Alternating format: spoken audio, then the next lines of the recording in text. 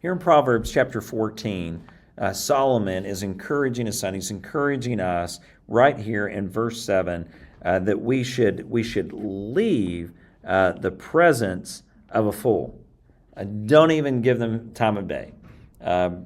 Fools hate instruction. They hate to be corrected. We see this all throughout the Proverbs. So he's just saying, leave them, for there you do not meet words of knowledge.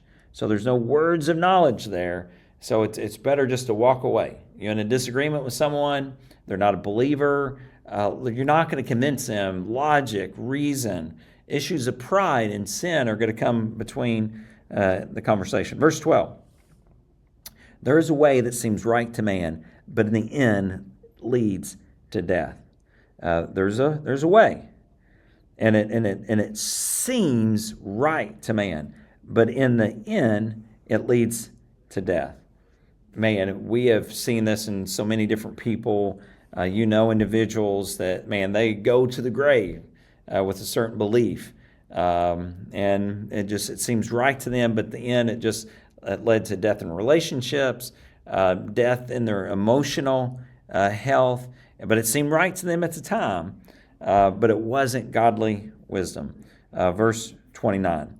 Whoever is slow to anger has great understanding, but whoever is hasty-tempered, well, that's folly. This has been introduced more recently in the last few Proverbs, this idea of anger. That anger is something to be avoided, and it's avoided by not being hasty, by not speaking too quickly, by not jumping in to a conversation or not pledging too quickly for someone else. And we're going to see Solomon rolls this over and over again at different times, that anger is something that can be a temptation for anyone, and it's something that needs to be handled.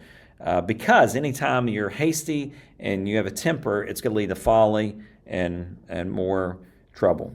Verse 30, a tranquil heart, well, that tranquility gives life to the flesh. But if you're envy, man, it rots the bone. And to be tranquil, to be satisfied in life, it just gives life to you to not always want the next toy, or not to have to keep up with the Joneses or whoever it might be, but to have satisfaction in it. Man, it's just freeing, not to feel like you're chasing some American dream that's elusive. It's always changing. But, man, when you envy someone else, you want what they want, man, you just can't get over it. It goes all the way to the bones. And then verse 34. Verse 34, it says, and we've all seen this before, righteousness exalts a nation, but sin is a reproach to any people. So he's saying the same thing twice, just using different words to help us understand this. So whenever righteous people, godly people, God-fearing people are in places of authority, decision-making, that it's going to go well for that nation. But if it is led by those that are hedonistic, self-absorbed, do not follow Christ, then it's not going to go well for that nation. Now, that's a general principle.